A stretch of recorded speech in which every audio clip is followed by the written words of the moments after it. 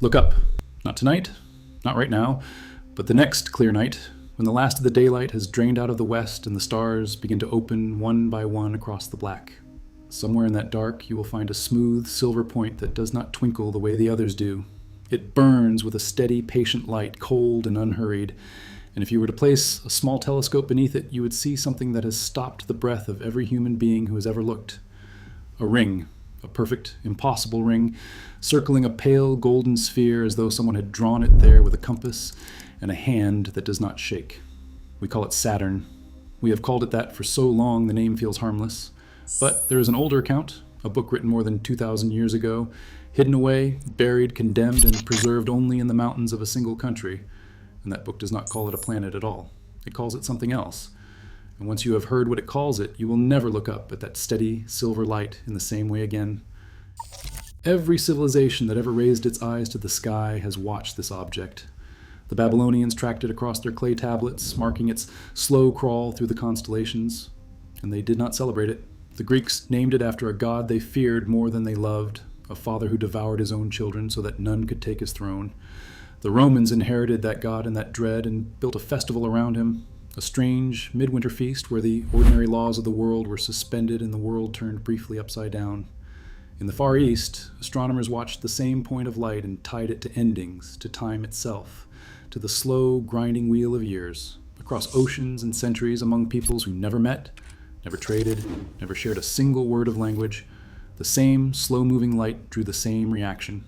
Not wonder, not joy, something closer to caution, something closer to memory. That convergence is the first thing you're supposed to notice and quietly set aside. Coincidence, we are told. The human mind loves patterns and invents them where none exist, and that is the reasonable answer, the safe answer, the one that lets you close your eyes and sleep. But hold that thought, because the older account offers a different one, and it insists that the fear was not invented. It insists that the fear was inherited, that every culture which trembled at that light was remembering the same thing. Ask any astronomer today what Saturn is, and you will get an answer that is elegant, precise, and utterly without terror. It is a gas giant, they will tell you, the sixth planet from the sun, a vast ball of hydrogen and helium so light in density that if you could find an ocean large enough, the whole world would float in it. It has no solid surface a person could ever stand on, only clouds that deepen and thicken into a crushing, unimaginable pressure the further down you go. Its rings, that breathtaking halo, are nothing more than billions of fragments of ice and rock, some the size of a grain of sand, some the size of a house, all caught in an endless orbital fall, catching sunlight and throwing it back to us across 1 billion miles of empty space. Beautiful, yes. Strange, certainly. But in the end, science tells us it is only weather and gravity and frozen water, a dead ball of gas going nowhere, obeying laws that care nothing for us. That is the official answer. Rust on Mars, gas on Saturn, canyons carved by ancient rivers, the universe as a machine, indifferent and explainable, every mystery filed away and closed. And for most of human history, most people have been content to leave it there. But the text does not leave it there. The book in question is old enough that its authors watched that same silver light with their own eyes, from a world without electric glow to drown the stars. When the night sky was so thick with them, it must have looked like a wound in the dark. And when those authors wrote of the heavens, they did not write of gas or ice. They wrote of thrones and prisons and watchers. They wrote of powers bound and powers loosed, of a great structure in the sky that was placed there deliberately, and of a warning sealed into the fabric of the heavens themselves so that no generation could claim it was never told. When this book turned its attention to the slow-moving light we now call Saturn, it did not describe a planet. It described something built, something imprisoned, and something still watching. We will get to the exact word it used, a word in an ancient tongue whose translation has unsettled everyone who has stood in front of it, but before we do, understand why you have never heard any of this. Understand why no teacher taught it to you, why no documentary narrated it, why the very name of this book makes the careful and the credentialed go quiet. Because it was banned, it was declared dangerous. For most of the last 16 centuries, it was cut out of the sacred canon, condemned, called false, and allowed to vanish from the libraries of the West so completely that many believed it had been destroyed entirely, lost, like so many other forbidden things, to fire and decree and the long patient work of forgetting. It survived in exactly one place, carried into the highlands of Ethiopia, copied by hand, guarded across generation after generation by keepers who did not care what a distant council had ruled. It slept there, in that thin mountain air, for well over 1,000 years, while the rest of the world was told there was nothing to see. And when at last a traveler brought copies of it back out into the wider world, and scholars began, slowly, nervously, to read what it actually contained, they found that this was not a gentle book. This was a book about things that were locked away on purpose. This was a book that named names the church had spent centuries trying to erase. If you're already feeling that pull, that sense that you were handed only the surface and someone kept the rest, you're not a casual viewer, you're a seeker, and there are people studying these lost books together every week. The link is waiting below. Now come back with me because we have to be careful here and we have to be exact. We have to look at the word. The word appears in the older account not as a description of light or motion, but as a designation, the way a jailer writes a name on the door of a cell. In the ancient tongue of Ge'ez, the language into which this book was carried and preserved when every other language had let it die, the passage names a place set apart from the living order of the heavens, a place of holding, a place where something that once moved freely was made to stop and stay. The translators who first rendered it into modern words hesitated over it because it did not fit. It did not mean star. It did not mean wanderer, which is what the Greeks called the planets, the moving ones, the lights that would not keep their station. It meant something closer to the bound one, the one that was set, the one placed and held so that it could not return to where it had been. And when you sit with that, when you let it settle, the way the keepers in those highland monasteries let it settle across 1,600 years, a strange thing begins to happen to the sky you thought you understood. Because the object we call Saturn behaves in one crucial way, exactly like something that was told to stop. It is the slowest of all the lights the ancients could see. The others hurry, the red one, the bright morning star, the swift small one that never strays far from the sun. But Saturn crawls. It takes nearly 30 of our years to complete a single circuit of the sky, so slow that a person could be born, grow old, and die having watched it move through less than half its journey. To the naked eye, over a single human lifetime, it barely goes anywhere at all. It is the light that seems reluctant, the light that seems weighed down. And the older account does not treat that slowness as a fact of orbit and distance. It treats it as a sentence being served. The text describes, in language that the careful reader learns to slow down for, a structure.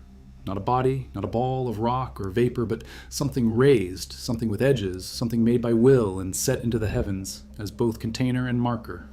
It speaks of a ring. And remember, when these words were first written, no human eye had ever seen through a lens.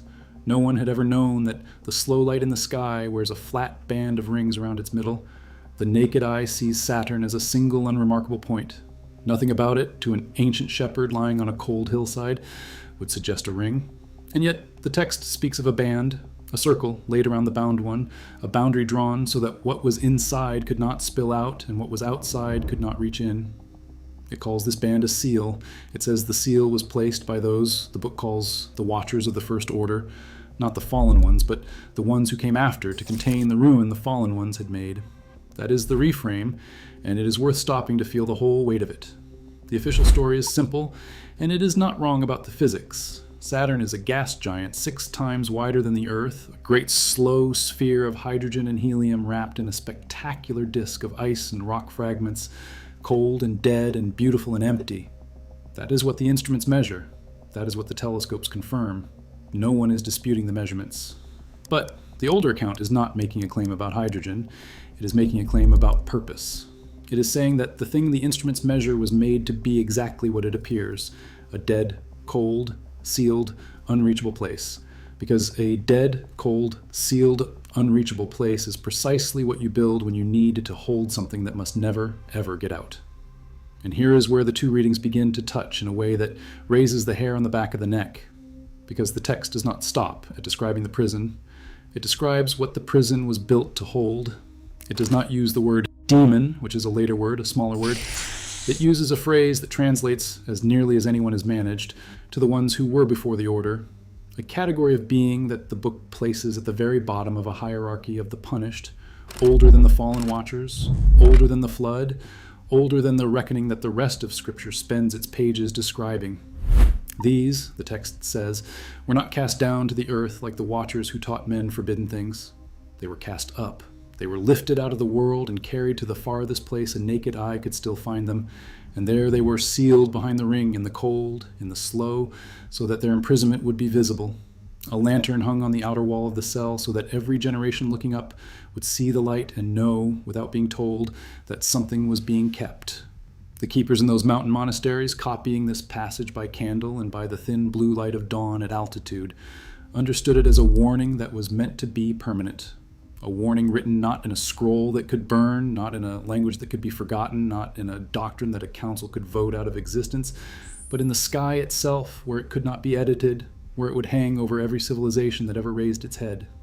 And that is the part that begins to explain the strangest thing of all about this slow light, that fear of it is not confined to one people or one book, that across cultures who never met, who never traded a single word, the same reluctance, the same unease, the same association with limits and endings and time running out, attaches itself again and again to this one point in the sky. The Romans knew it. The Babylonians knew it long before them. The convergence is not an accident of poetry. According to the older account, it is a memory, a shared, buried, involuntary memory of what was placed there and why, and what would happen if the seal ever failed. And once you understand that the fear came first and the astronomy came later, you have to ask what the astronomy actually found when it finally went to look.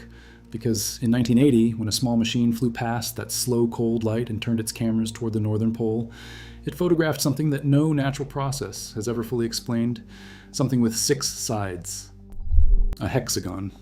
A perfect 6-walled shape scored into the clouds at the top of the world, each side the length of continents, holding its geometry across decades while everything around it churns and dies and reforms. Storms are not supposed to have corners. Wind does not draw straight lines.